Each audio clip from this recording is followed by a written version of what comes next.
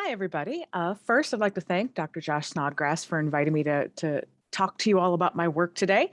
And thank you all for watching this. I look forward to actually meeting and chatting with you all when I am able to zoom into your class in the next week or so. And so today I'm going to talk about cold climate adaptations and a little bit about obesity and some of the health implications that may or may not actually be associated with obesity. And maybe I should take a step back for a moment and say, hi, I am Dr. Kara Ocobock, and I'm an assistant professor of anthropology at the University of Notre Dame. Uh, and the picture you see here are some reindeer herders from Finland, right around the Arctic Circle. And this is during their annual herd roundup, where they have to gather all of the reindeer from the wild, bring them into an enclosure, which you can see here. And then they often have to kind of wrangle them within the enclosure to either get them inoculated against whatever parasitic or viral bacterial diseases they need treatment for. And then they also separate the herd for those to be slaughtered and those to be left for the next year. So, in general, before we actually get to the reindeer herders, I wanted to tell you a little bit about my actual work and in a more broad sense of the kind of things that I do. In a very broad terms, I'm interested in humans at the extremes, and this is extremes of physical activity and extremes of climate.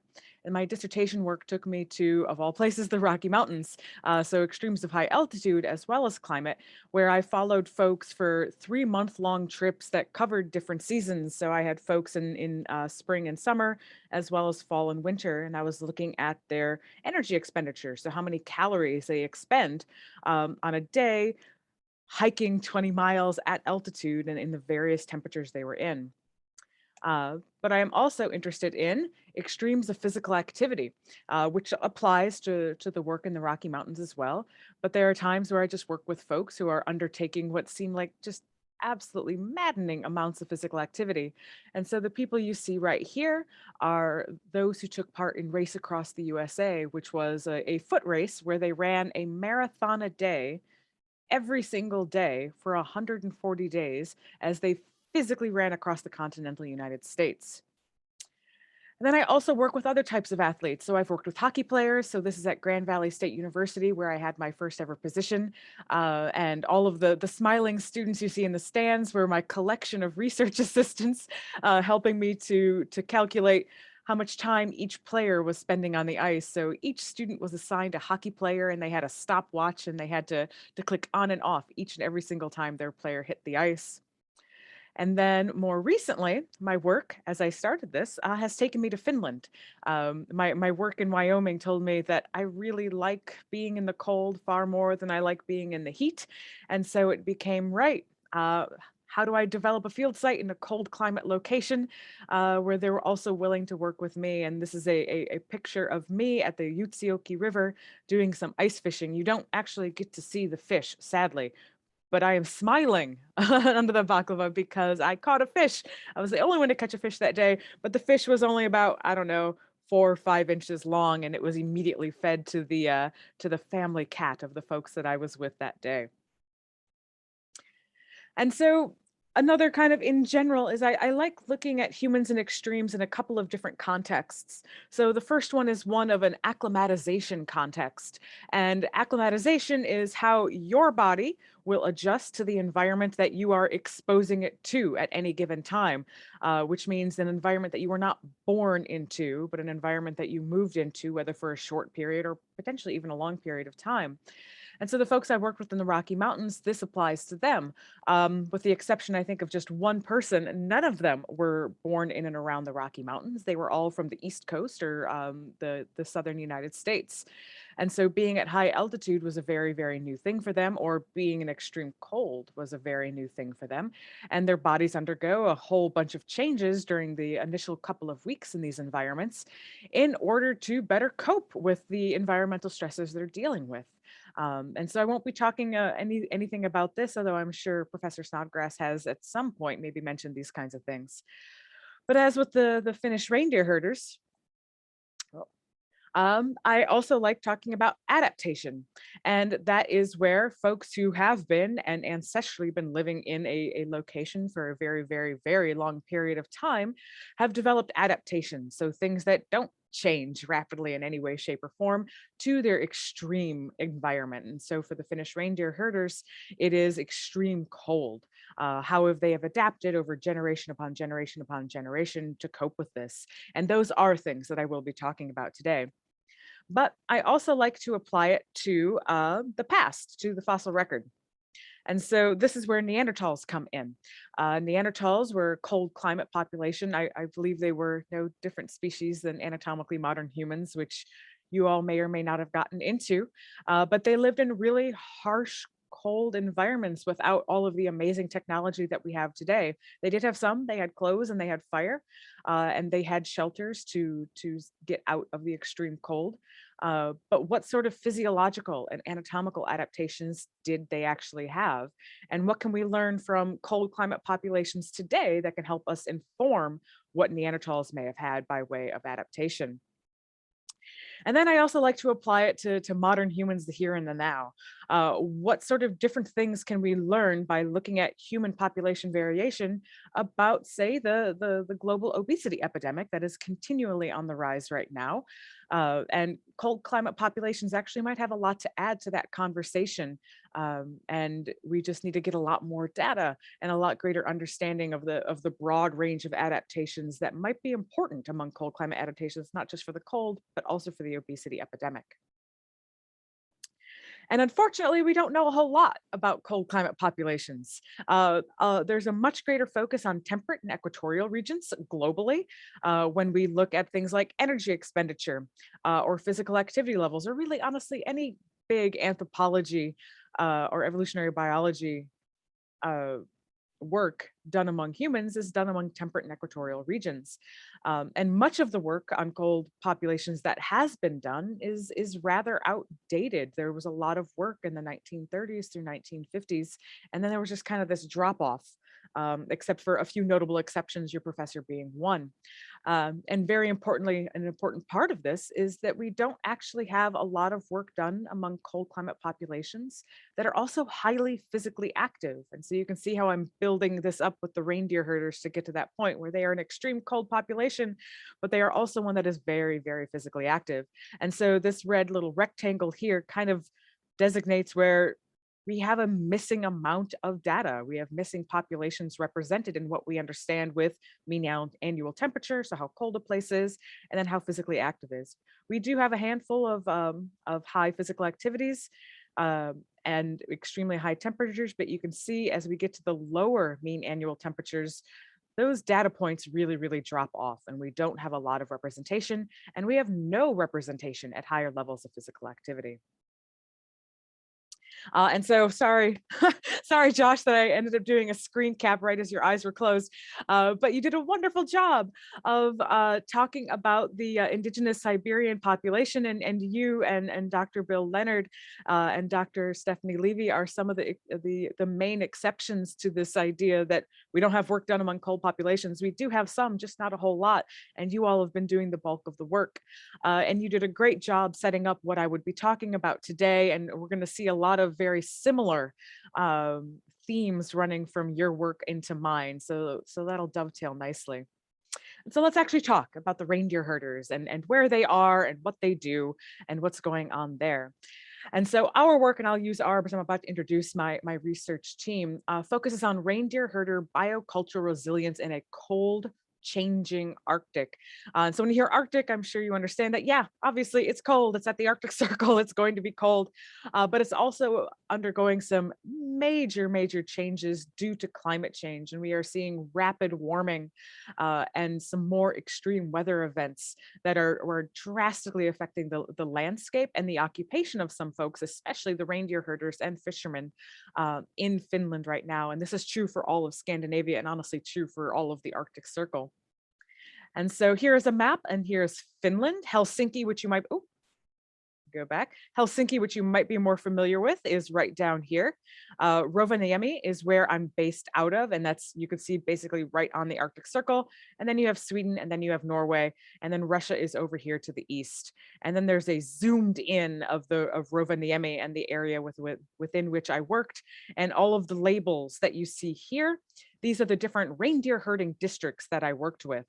And so Rovaniemi is right here. And here's a wonderful picture of the Arctic Center, which is part of the University of Lapland, and some amazing northern lights that you can witness. And I've been lucky enough to witness when I've been there. And then Oivanki is the easternmost reindeer herding district that I worked with, and I was able to get a really wonderful picture of them feeding the reindeer. And so I snapped a shot and threw that on here as well. And so this work is done in conjunction and collaboration with the University of Lapland, the Arctic Center, and the University of Oulu. And for some reason, my mouse just doesn't want to click. These are my two main collaborators. We have Dr. Mina Turunen, who is here in the red, and then Dr. Päivi Sopila here in the green. And they are both at the Arctic Center / part of the University of Lapland. And we've been working together now for 6 going on 7 years, and it's been a very fruitful collaboration, and they've been an absolute delight to work with. And so let's talk about the context in Rovaniemi.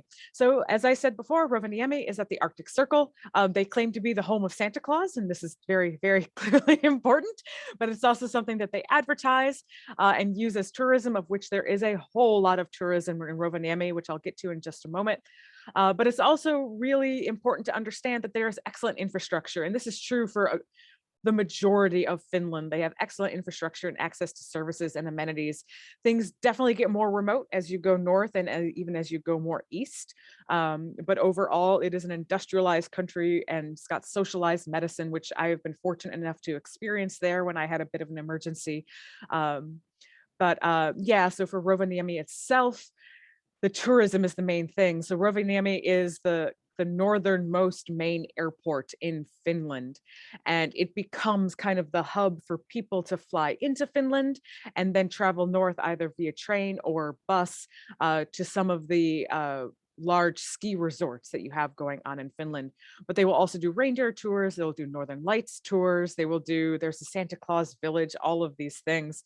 But again, lots and lots of services. So whenever I tell people I work at the Arctic Circle, they imagine there's just nothing there. But no, in Rovaniemi, there's, a Mexican restaurant, and I can get sushi, and I can get basically anything you can imagine. I will say fresh produce, you can get it, but it goes bad quickly because it's taken so long to actually get there. And so that's one thing of which there is a little bit of a crunch on in the north.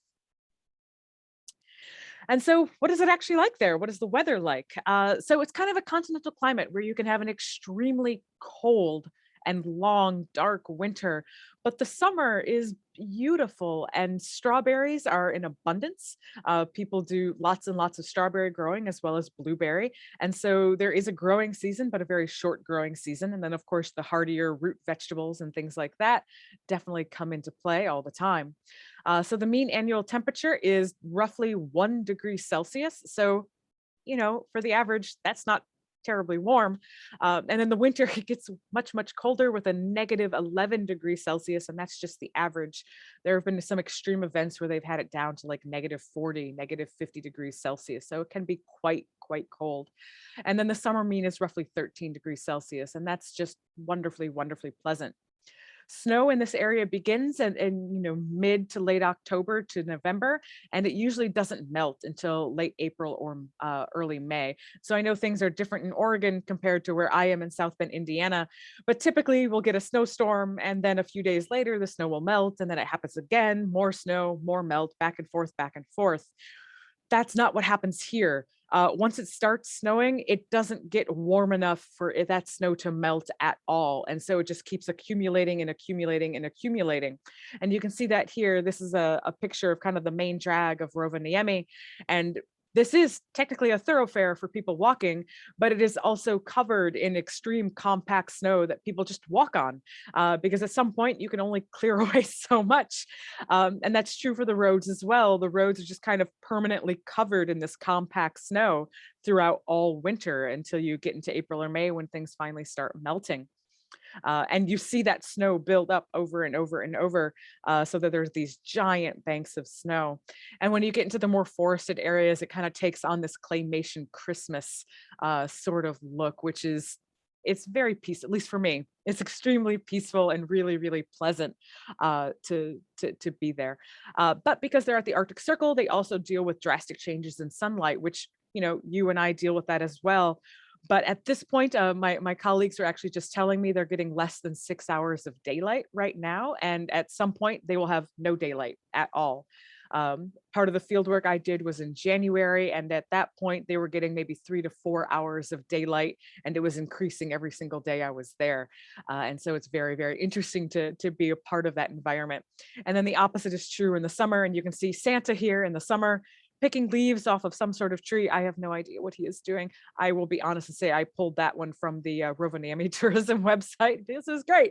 Um, but in the summer, you get 24 hours of daylight during parts of the time. And I came close to experiencing that peak daylight when I was there one summer. And I will tell you, I find that much more difficult to manage, at least mentally, emotionally, and physiologically, than I do the extreme darkness. And I might be unusual in that. But as I said, once you get away from Rovaniemi, the things get much, much more remote as you go north and as you go west. Oh, I'm sorry, as you go east, not west. And so these are some pictures of like a reindeer herding collective, and you have these, handmade wooden fences, handmade wooden cabins, and here are some of the reindeer actually in the forest that they're about to collect as part of the herd roundup. And you can actually see a collar on this one here.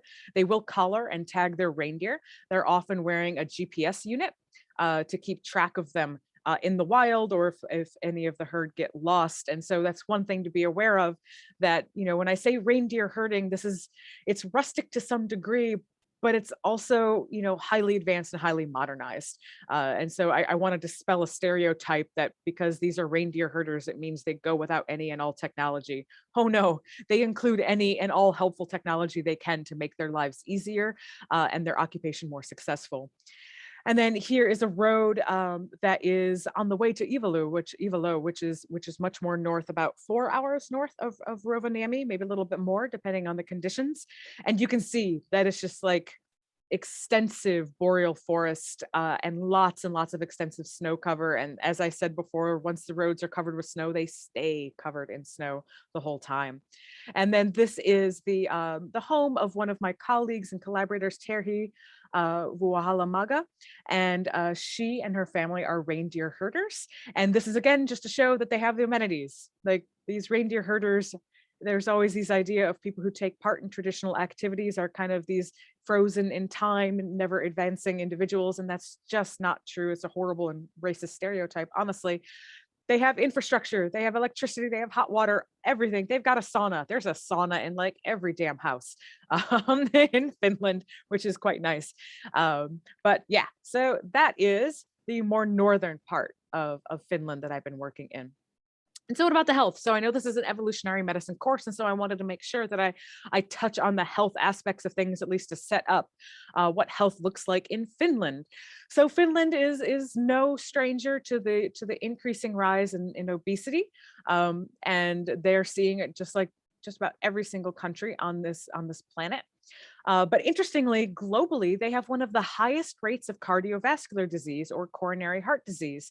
And this is what you see in this graph right here. So Finland is in the green line, and this is a year's follow-up. This is from the 7-country study to kind of look at from point one to 40 years later, what are the trends in cardiovascular or coronary heart disease? And you can see Finland has been drastically trending up and is only just below Serbia, actually.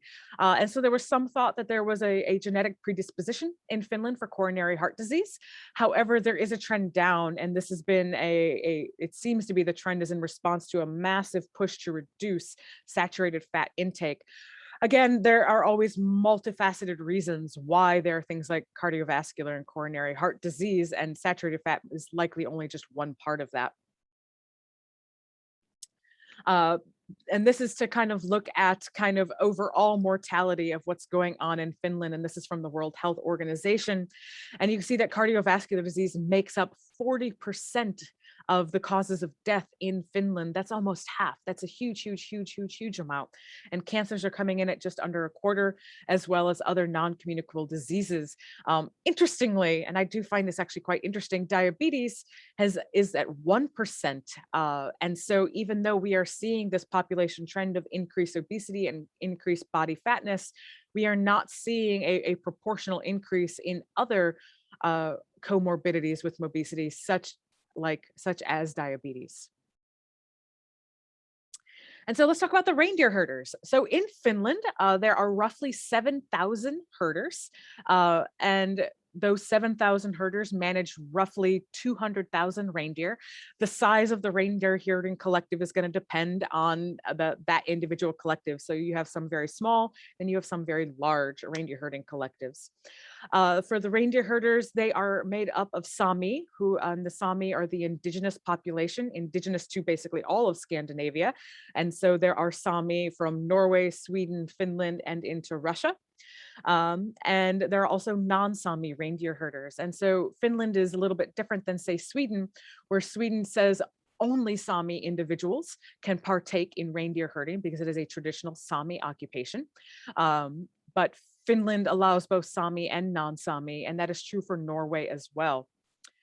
When you're looking at the reindeer herders themselves, about 75% of the herders are men and about 25% are women. And so there is a big sex difference there. However, it is becoming increasingly popular among women these days. And for about half of the herders, herding is the only occupation. So half of reindeer herders are only reindeer herders, whereas the other half will have other occupations such as forestry or tourism, or any number of other things that they might do to make additional income. And the reindeer herding activities are going to vary with the season. And so this is like a calendar wheel of reindeer herding activities that my colleagues, Mina and Päivi, have made for other things that we have done, as well as other things that they have done.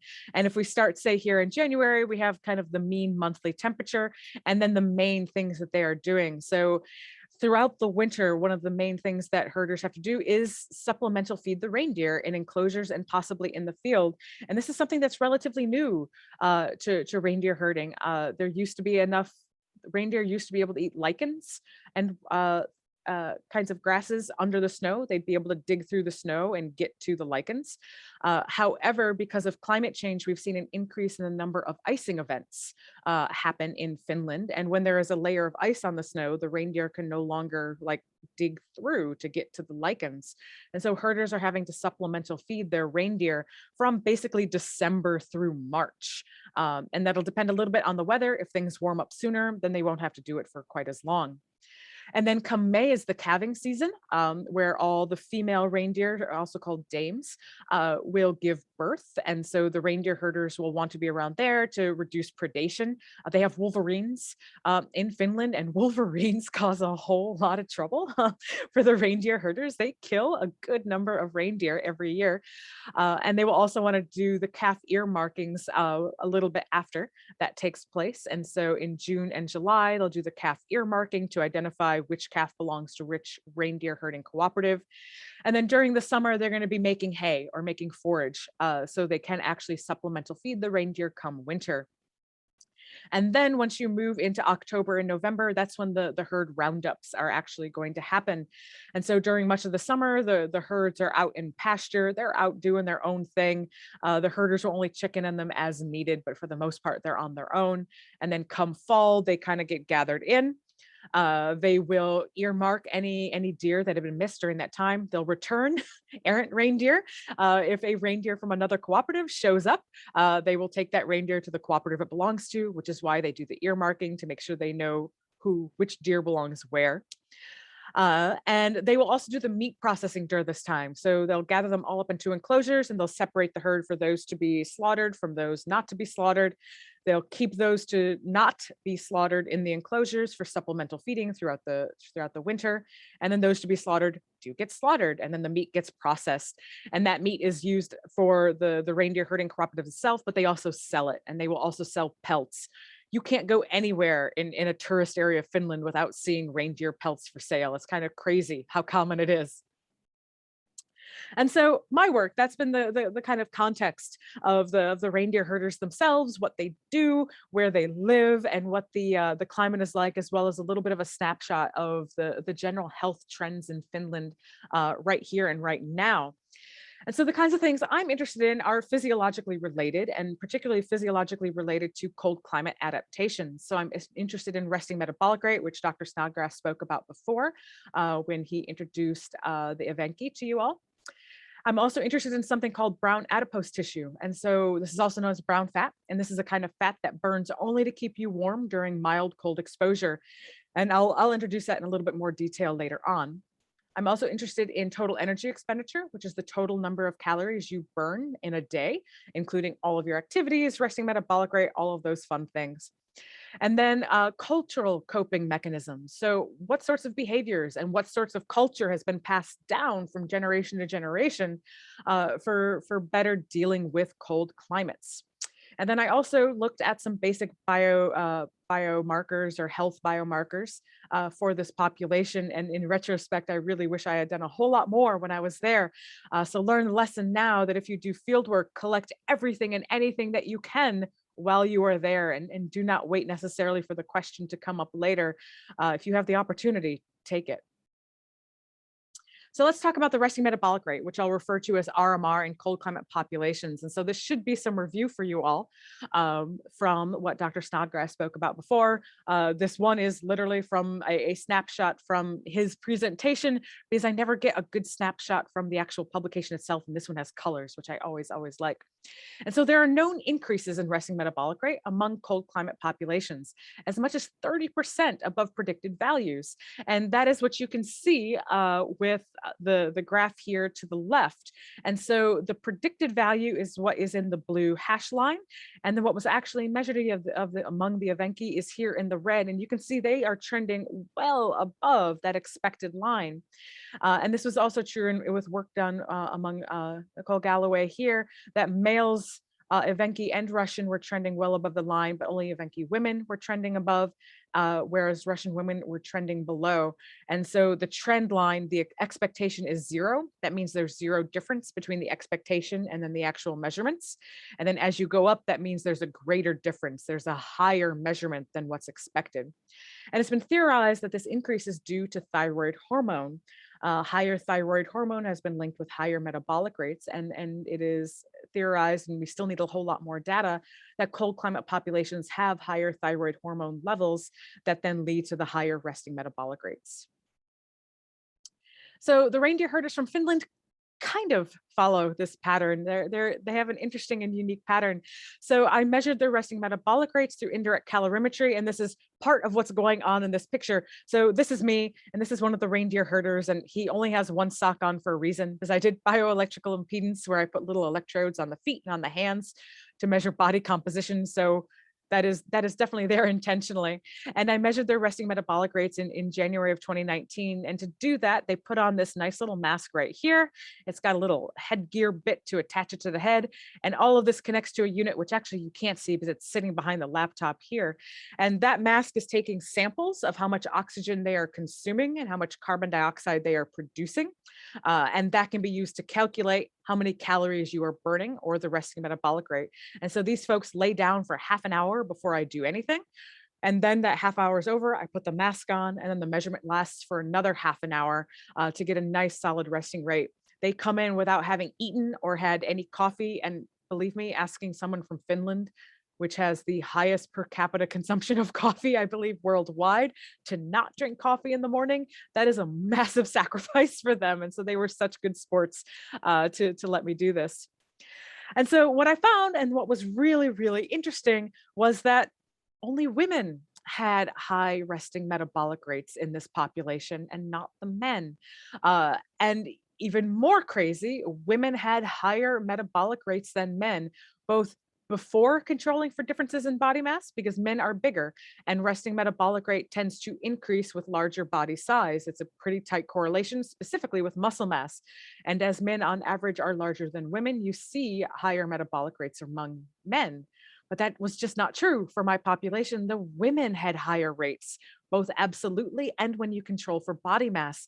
And that has never, ever, ever been seen before, and is very, very fascinating. It could possibly be due to a small sample size, but it is very intriguing.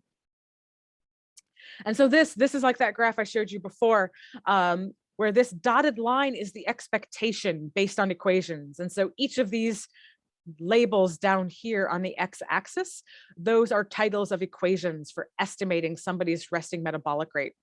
And so, you expect if they are matching the expectation with the graph, it's the dotted line right here. There should be no difference. So that's the 0. And then everything above and below, if it's above, that means it's higher than expected. And this year is in percent difference. And below, that means it's lower than expected.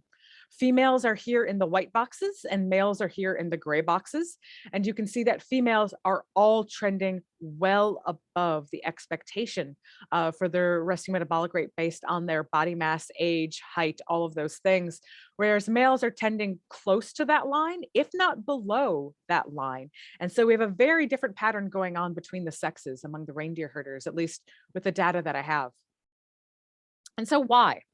And my thought is this is also related to thyroid hormone, and that females might be more resistant to thyroid hormone changes and need to maintain a higher baseline level than, say, males. And so this right here, the figure with the shadow person and the brain and the thyroid gland shows a very, very basic understanding of thyroid hormone and how it has massive impacts on a number of systems actually throughout the body. So yes, it does impact your resting metabolic rate, but it's also really important for growth and development as well as the increased metabolism.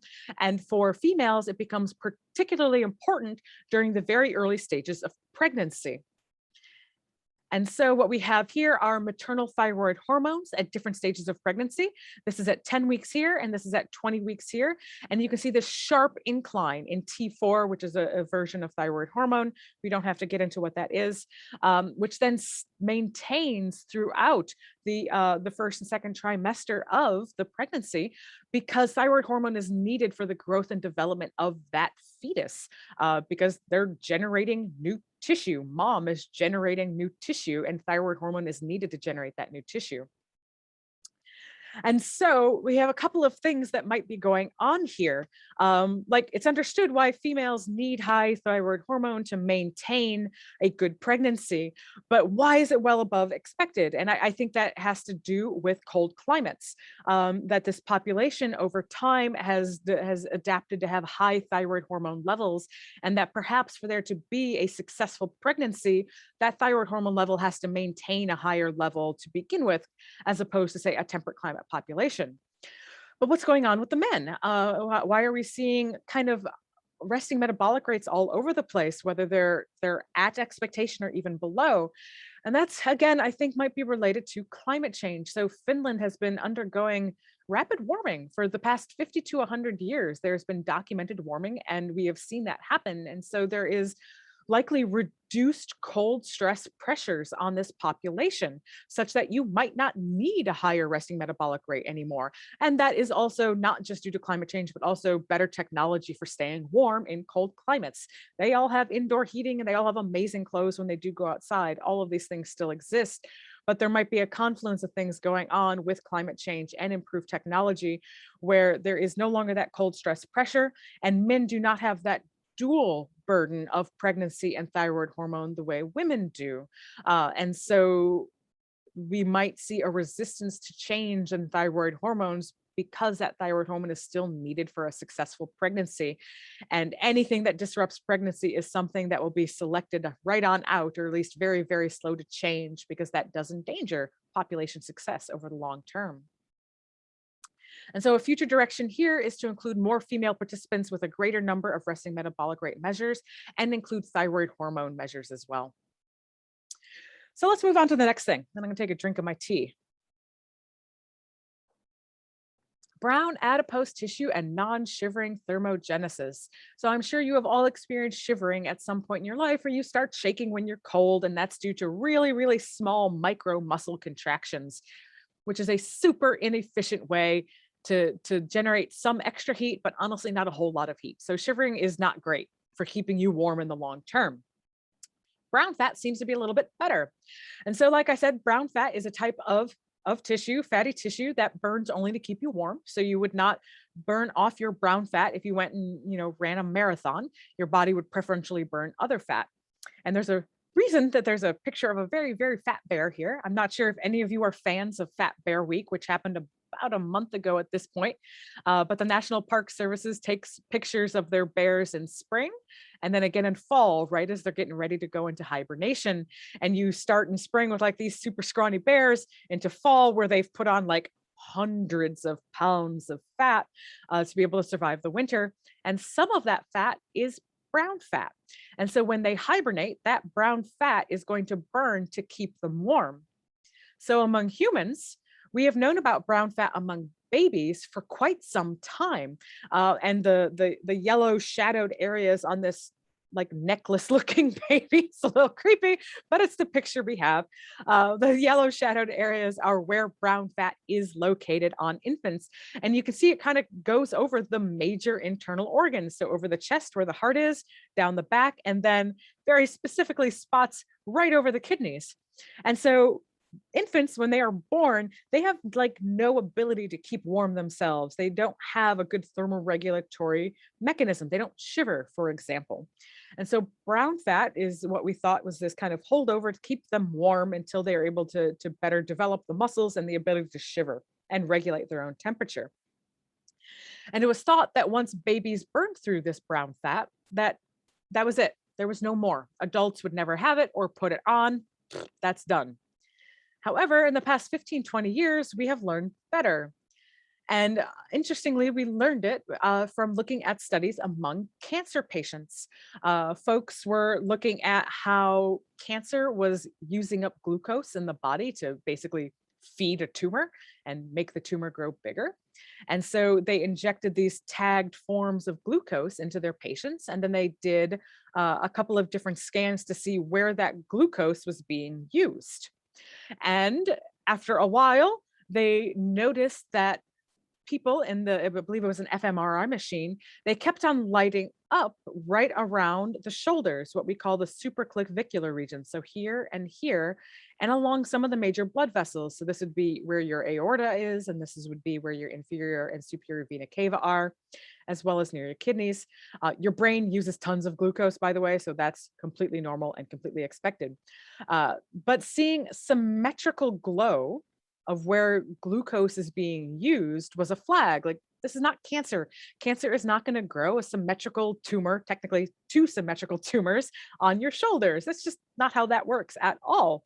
And so they decided to investigate it a little bit more, and they found out that it was brown fat and that it was lighting up in the fMRI machine because those rooms are kept cold. They're kept much chillier than normal, and patients can't move. They can't do anything to keep warm when they're in that machine. They have to hold still. And so the brown fat, which lights up when you're cold, which burns when you're cold, is using glucose while these folks were in fMRI machines. And the way it works, I won't get into technical detail, is so your body, the mitochondria in your cells, the energy powerhouse of your cells, they produce the energy that your body uses, and that's in the form of something called ATP. Mitochondria and brown fat do not produce ATP. They kind of short circuit that process, and they just produce hydrogen. And that hydrogen is basically given off as heat. And so you don't get ATP in the end, you just get heat in the end. And so that's how brown fat is keeping folks warm. And you can see it's located, and you've got major neck vessels running up into the brain, which is likely why this shoulder region is a hotbed of activity for brown adipose tissue. And so how do you measure it? So one, you get to see that same picture again. And then two, you get to see me back when I was at the University of Albany sporting one of these fancy suits. So this fancy suit is actually the inner lining of a military bomb suit. And you did hear me right. It is a bomb suit. And so this is a suit that is used particularly in desert environments when military personnel have to defuse a bomb. Those like big, epic kind of robot looking bomb suits get super, super hot.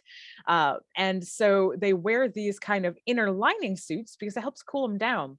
So it's a basic fabric sweatsuit, but with this rubber tubing. It's actually more plasticky tubing that runs all through the suit. And this will connect to a pump and to a reservoir of cold water, so that cold water is flushed through the suit and help keep the military personnel cool and keep them from overheating.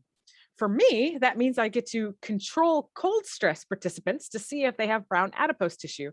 And so that's actually what was going on here in the picture. I fibbed to you a little bit when I said it was resting metabolic rate. This was actually the point at which I'm setting up the cold exposure for these participants.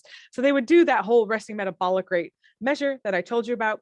And then I would hook the tubes up to the pump, which is then connected to cold water. And I would flood the suit with cold water. The person gets cold, but they don't get wet. So that's actually really great.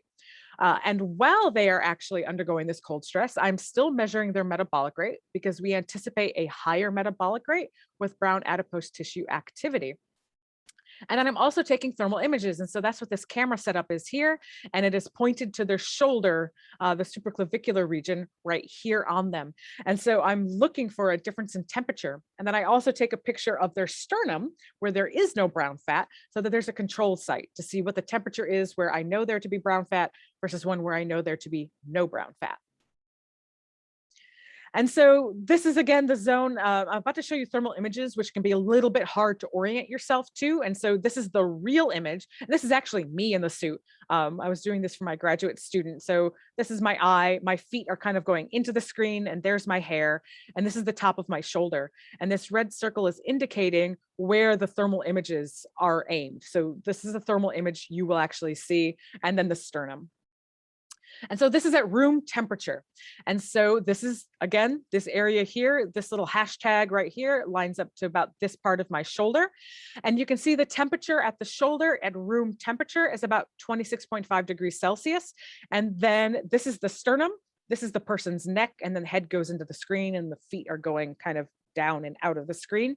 And then the sternum is at 26.9 degrees Celsius. So you can see these two regions, even though the shoulder area has brown adipose tissue and the sternum area does not, they're very, very similar in surface temperatures at room temperature.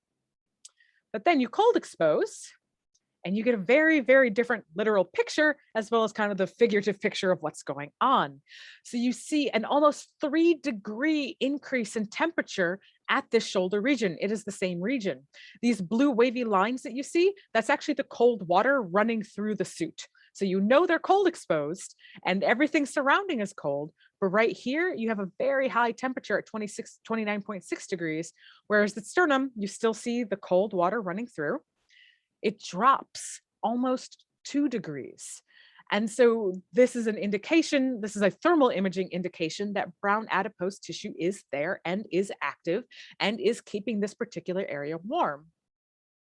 And in conjunction with that, the metabolic rate, we see an almost 9% increase in metabolic rate during cold exposure.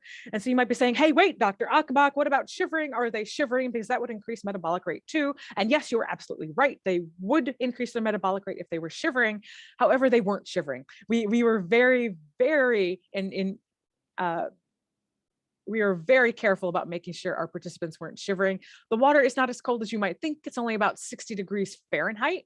And so, maybe 15-ish degrees Celsius. It's not horribly cold, but we also monitored them for shivering. And if at any point they did, which we only had a couple of participants shiver, we warmed the water up to keep them cool, but not so cold they shivered. And so in conjunction with the thermal imaging and the increase in metabolic rate, we take this as brown adipose activity among the Finnish reindeer herding population that I worked with, and a fairly high response. So they do have active brown fat, which is not always true. Right, so now we've gone through resting metabolic rate, where we saw a really interesting pattern going on with the women, but not with the men. And then we looked at brown adipose tissue, and we see highly active brown adipose tissue, and that's true for both men and women. And so now I want to talk about total energy expenditure, that third thing that I'm interested in, and how many calories they're burning per day, because they take part in a very highly active and rigorous type of occupation that demands lots and lots and lots of moving around. And so I measured, we measured total energy expenditure during the annual herd roundup of 2018. And during this time, they're gathering the reindeer, returning errant reindeer, ear tagging, inoculating, separating, slaughtering, and meat processing. All these things that I mentioned before when we looked at the wheel of what reindeer herders do during the year. Sorry. But again, it is highly active. And as you can see in this picture, it is actively snowing and there is snow on the ground. It is cold at this time.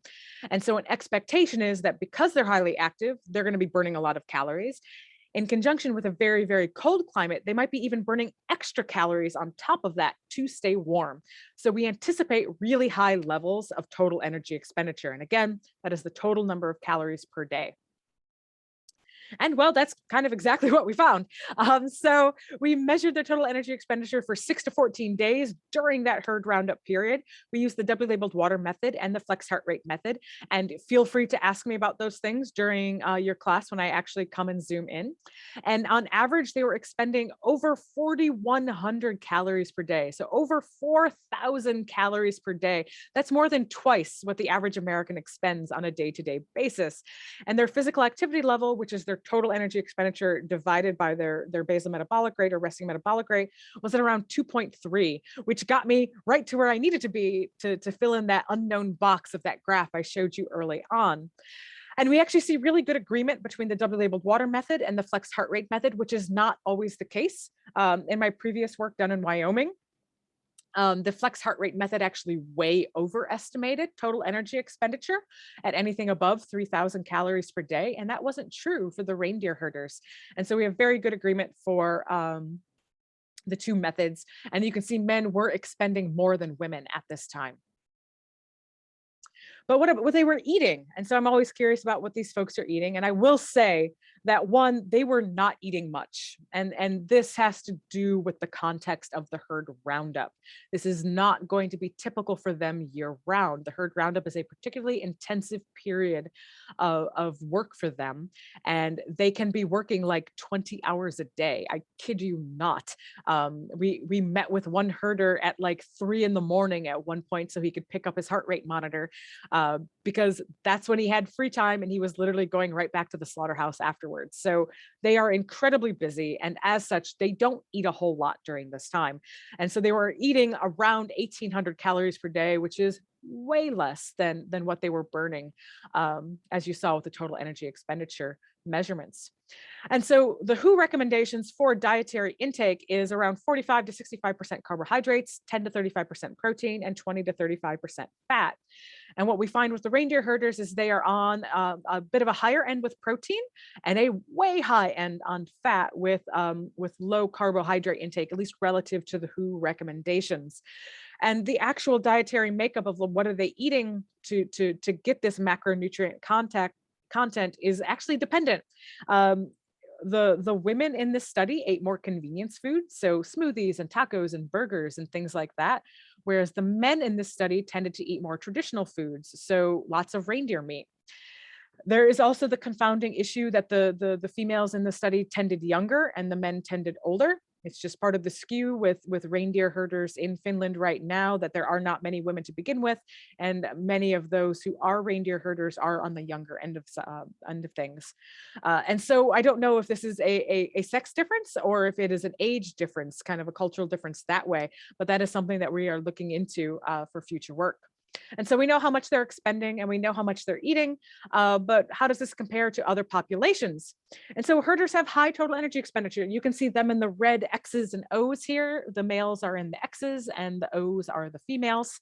And there are some overlapping data points a little bit there. And then we compare it to hunter-gathering males and females, farming economy males and females, and then market economy males and females. And actually, Dr. Snodgrass's total energy expenditure data for the Akuti are actually in here. They're in the blue for the market males and females. And you can see that overall, they trend above. The herders, my herders, trend above the line of fat-free mass to total energy expenditure, which is usually a good way of taking a look at this and controlling for differences in body size. And then when you actually look, this is the residual TE. So this is, let me go back a moment. So this is how far, residuals are how far these data points are off the trend line. The higher a residual, the more you're off the trend line, which means there might be something going on with that population. The closer you are to the trend line, the more that follows expectation. And so reindeer herders and equatorial farming populations are above that trend line. They tend to have a higher total energy expenditure than one might expect for their body size.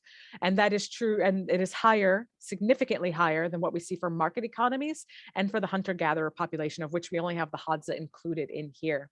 And so that actually goes a little bit.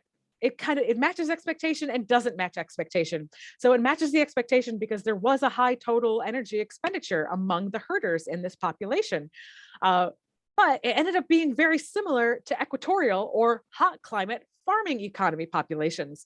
And so, like, there wasn't this double boost of extra needed energy because of both high activity and cold climate, because the farming economy does have high physical activity levels, but they don't have the cold stress that, say, the herders do. And so, that's a really interesting question about what might be going on. And this is something that I've looked at before with my work done in Wyoming for my dissertation, that high levels of physical activity may actually mitigate thermoregulatory costs. So your muscles produce heat because your muscles are not 100% efficient. And so every time you move, you're going to release extra heat, and that heat helps to keep you warm in a cold climate. And so what you see in this graph here with these hashed lines are estimated thermoregulatory costs in a given climate. So in hot, it's not all that high, but it does cost something because it costs to sweat. For example, in temperate climates, you have a little bit of a higher thermoregulatory cost because that's not quote unquote perfect room temperature. And in cold, you have really high metabolic costs, like 1,500 extra calories per day you would need to stay warm in a cold climate if you did not get heat from physical activity. So these are thermoregulatory costs without the benefit of physical activity. Now, if you add physical activity in there, you get a drastic change, particularly in cold climates, for the cost of thermoregulation. Physical activity really, really does help to keep individuals warm. So that might be helping to lower the total energy expenditure cost among the herding population because they're so active. You see a little bit of a dip in temperate climates, and you actually see an increase in hot because when you're active in a hot climate, you're producing a whole lot more body heat. And that means your body has to work harder to get rid of that heat and dump it to the environment. And so this again may explain the similarity with the equatorial farming populations, despite the cold stress among herders. Um, but equatorial populations also have a higher parasitic burdens. And this is not to say that cold climates don't. Cold climate populations do have disease burdens, and Dr. Snodgrass has done some excellent work on this as well. There is a higher parasitic load among equatorial populations, so there's a lot of endemic parasites going around, and that does increase immune costs. And so we might have this interesting leveling out going on where physical activity helps to reduce thermoregulatory costs for the cold climate, and immune function might be increasing the total energy expenditure costs for the equatorial populations. Right, now it's time for a little bit more tea. We've now talked about a whole bunch of physiological things that are going on among the herders, and I wanted to just kind of touch on briefly some of the cultural things that are going on among the herders. So they use a mix of traditional and modern clothing. And so you can see the traditional clothing here with you got the reindeer fur and skin pants and cloak, as well as the boots. And they have that nice curved toe. And this is all about ice, by the way. And then down here is some of the modern clothing that they are using. They totally get into the high tech Gore-Tex and whatnot. But it turns out some things are better than others depending on the weather activities. So the traditional reindeer herding boots are actually way better on ice than these kinds of boots are. These boots are better than snow, and these boots are way better for driving than these are. These slip on pedals, apparently, or so I have been told by the reindeer herders themselves. Whereas kind of a dry, puffier snow is typically better for the traditional clothing. Wet snow, they tend to prefer the more high tech modern clothing. They will also consume lots of warm, high energy foods. And so here you have reindeer jerky. And then here is also reindeer, but it's not jerky. And this is like the classic traditional meal in Finland. And like just looking at it makes me hungry for it because I haven't been able to eat it in like 2.5 years because, of course, global pandemic. But it is going to be mashed potatoes with sauteed reindeer and kind of sauteed caramelized onions in there with lingonberry right there, and pickles, and like traditional classic meal. And it totally is like stick to your ribs, wonderful, wonderful meal. It's very high energy. And they also, again, love their coffee, and they love their hot chocolate in the winter as well. During the winter, and particularly during the herd roundup, they will alternate active and passive activities. And so this goes back to physical activity helping to keep them warm. They will do the physically active things like the ear tagging and inoculation and whatnot, and then they will go and do some bookkeeping to rest a little bit and recover from the high physical activity. They'll get cold during that point, during that part of their day, and then they'll go back out and do the heavy work again. They also have completely modern heating technology in their homes. Cabins, it depends on how remote it is. They can have just wood fire cabins. They use snowmobiles and helicopters and other all-terrain vehicles. And yet, yes, helicopters, that is right. Um, for reindeer herding cooperatives that have really large reindeer herds, they will use helicopters to help round them up and to also get visuals on where the reindeer are. And then they also have deep experiential and ecological knowledge of their land and of their environment. They know when conditions are about to go bad, and they know it's time to stop work and take cover or get to safety if conditions are about to get bad. They know when a snowstorm is about to pick up and, like, hey, let's maybe make shelter or do something for the night. They also have deep knowledge of the land itself. It can be really, really hard to recognize landmarks when things are covered in 3 feet of snow. And so you need to be able to recognize where you are uh, at any point in time, despite the conditions. And they are great with that. And they have also included modern technology with that as well, with GPS and all the amazing apps you can get on your phone to manage your location in an environment. So as a rundown, here's what we know about herder cold climate adaptations. We've got the high RMR, at least among women, and we got something weird going on among the men, or maybe it's weird going on among the women. Still don't know, and that's going to be a fun thing to figure out. There is significant brown adipose tissue activity among this population.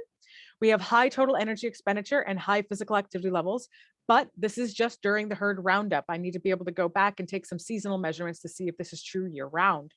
There's a high fat diet, and high fat is actually really helpful in cold climates. You get 9 calories per gram of fat intake versus 4 calories per gram of protein or per gram of carbs. So it is very energy rich food. And then there's lots of fun cultural mechanisms that they use to stay warm and to stay safe. This is a picture of me doing that ice fishing that you saw that picture of way earlier. And we literally drove a snowmobile out onto the river and built a literal fire on a frozen river. I remember seeing that and being like, that just can't be right. You're going to melt a hole and we're all going to die. And my anxiety built up like crazy. I'm like, no, it was fine. It's crazy deep ice that you have to drill several feet through to actually get to the point of being able to do the ice fishing. And I am laying on a reindeer fur right there, by the way. And so that's all the stuff we know about the cold climate adaptations. Oh, but what about their health? So herders do have, I should say, a very high body mass index. And this is the ratio of their weight over their height squared. But they also have a high degree of fat. So they don't have a high body mass just because they have a lot of muscle. They do have a lot of muscle, but they also have a lot of fat as well. And so only 25% of the reindeer herders were considered in a normal body mass index range. 33% are considered obese and 42% were considered overweight. So this means that 75% of the population that I worked with was considered overweight or obese.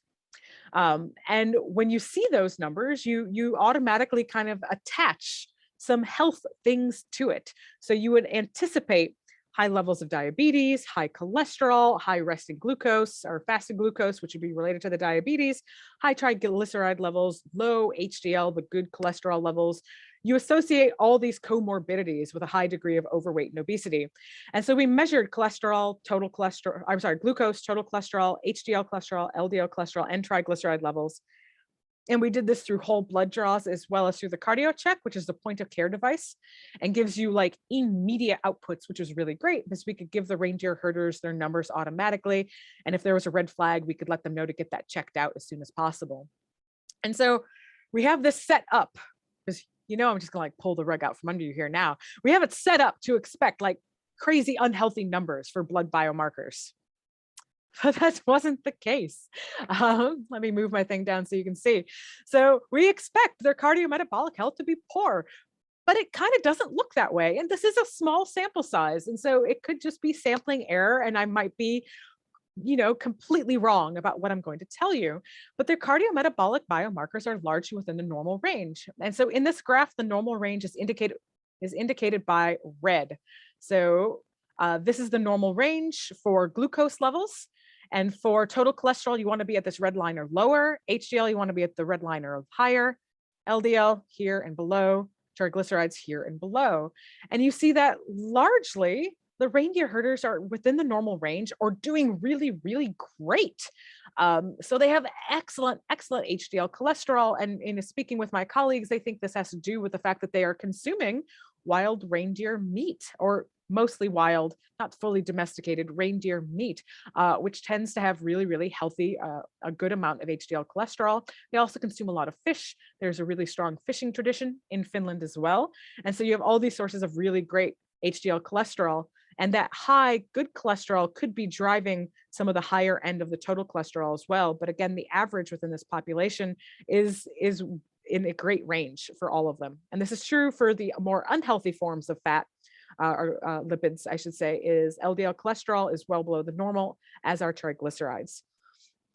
And there was no significant correlation with body mass index or body fat percentage and any of these biomarkers. I just tossed up cholesterol for an example for you to see that you would expect with the higher body mass index for there to be a higher trend for cholesterol, and the same thing with the body fat percentage. There is a trend, but it's not significant at all.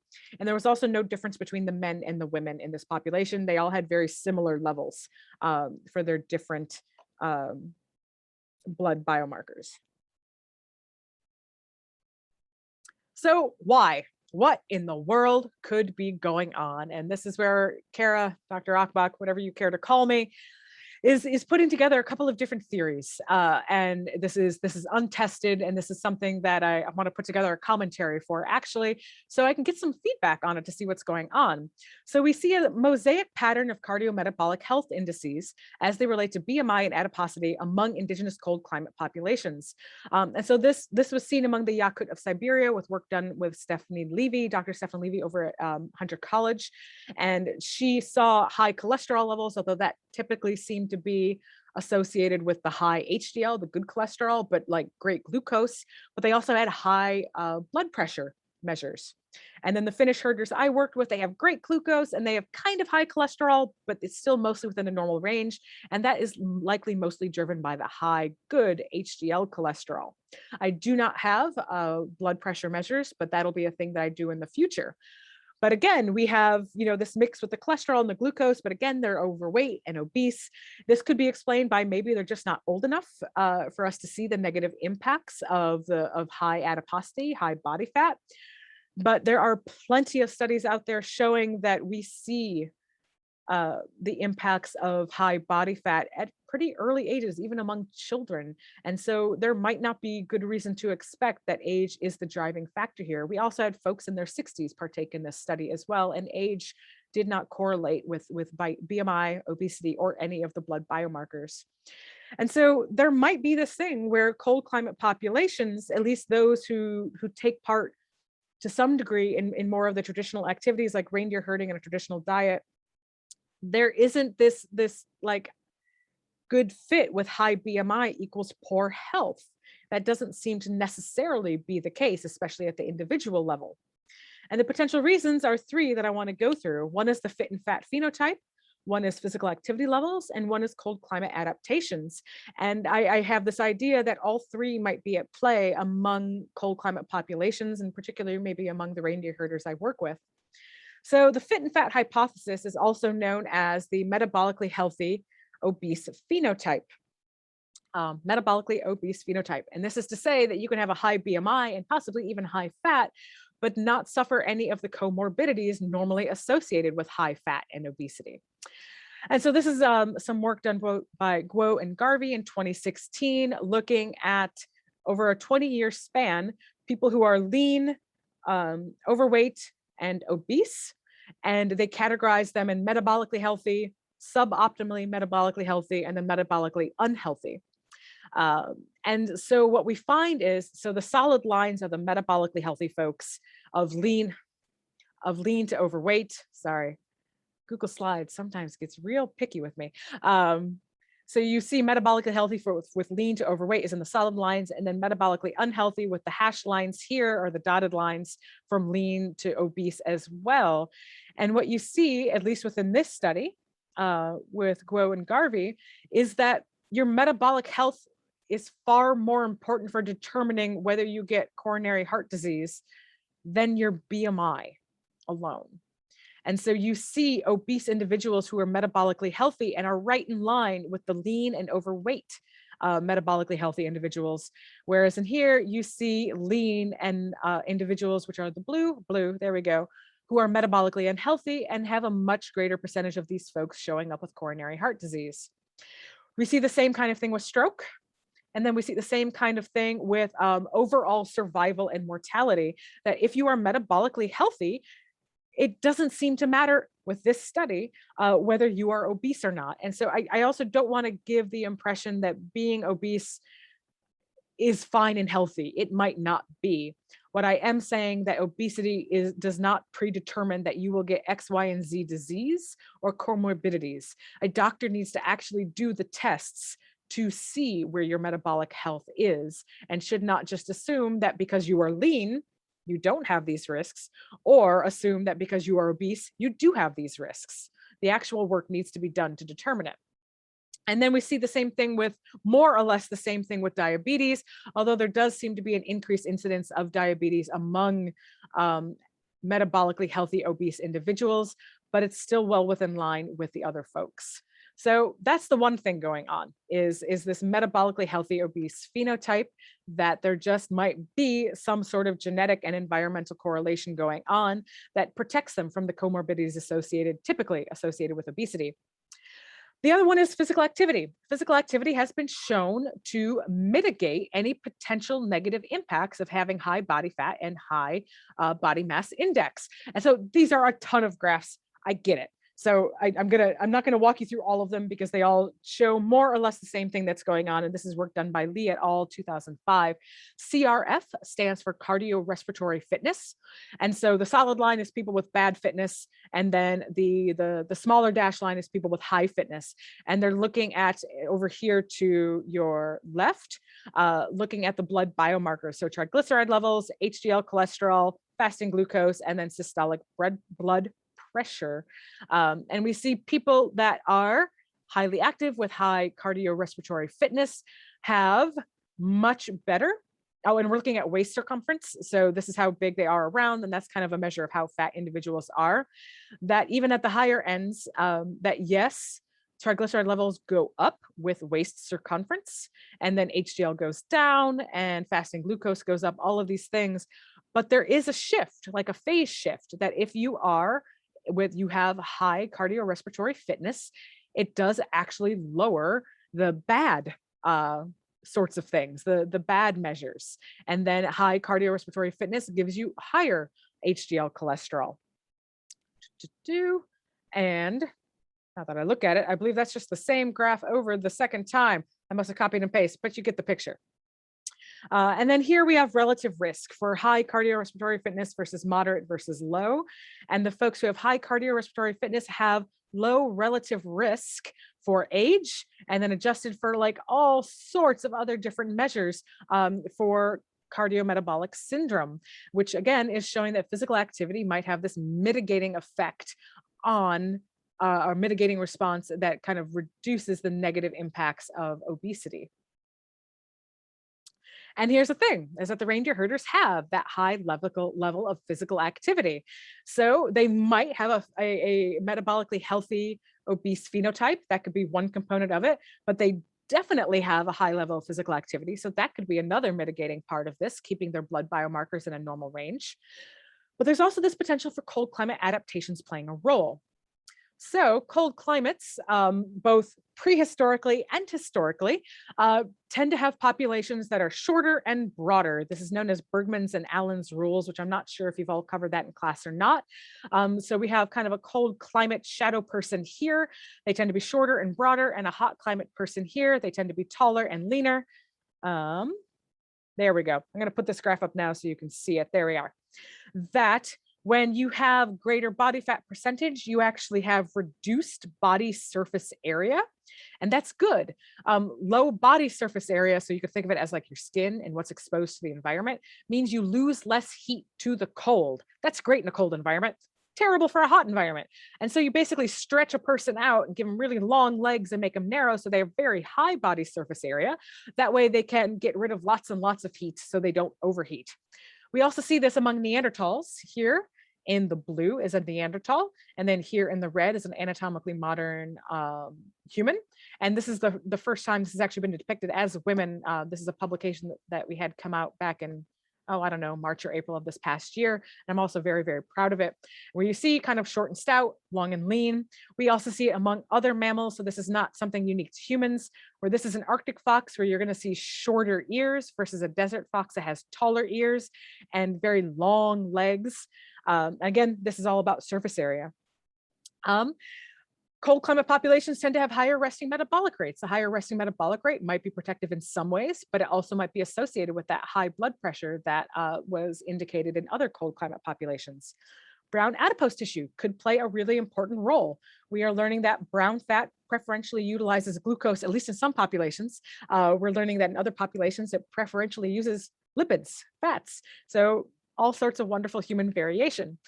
But that brown fat using glucose might help keep any potentially high glucose levels in check, reducing incidence of diabetes. And then there's also the nutrition, which, consuming more of the undomesticated wild reindeer meat could have a good benefit, as well as the fish too. And then just a reminder that the high metabolic rates are a true thing within my population. And then the brown fat is a true thing among my population as well. So there is this combination of these individuals are fat. They are. There's a high degree of overweight and obesity, but it could be that they're also fit. They're cardio-metabolically fit. They have really good, for the most part, blood biomarkers. And this could be due to high physical activity levels that we saw here, as well as to brown fat.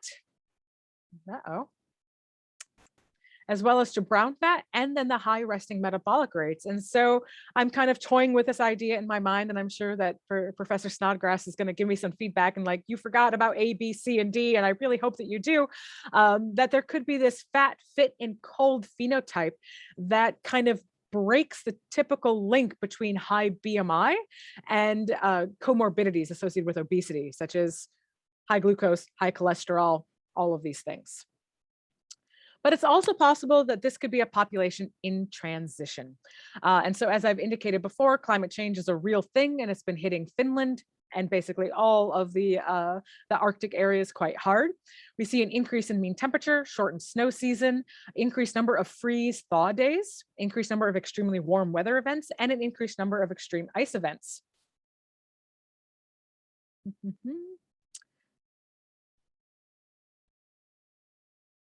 There we go.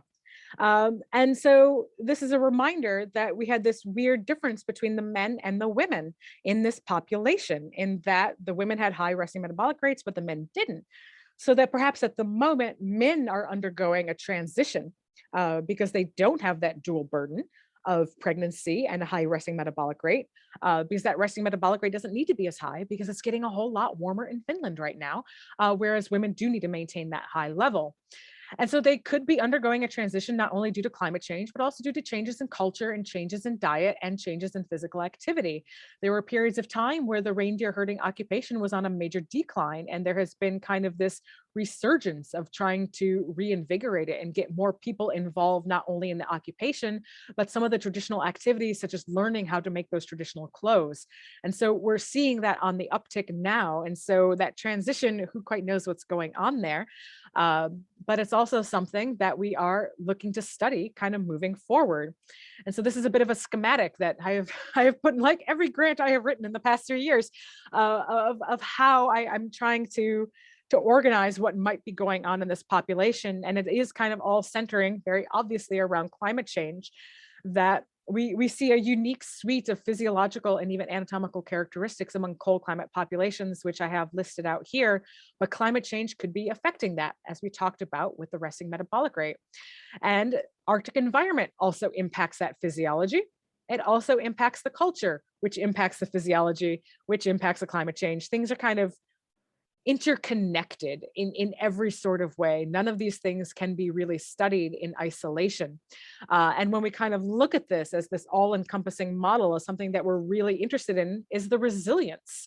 And how does the physiology, the environment, and the culture interact even under the pressures of climate change?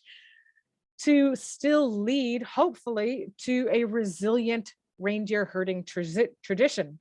And so we look at livelihood success to see how these things impact, especially climate change, their livelihood and their productivity, but also how it affects their quality of life, the mental health and the physical health and the demographic trends. What are the changes going on, and how are they kind of working into this interactive model between the body and the environment?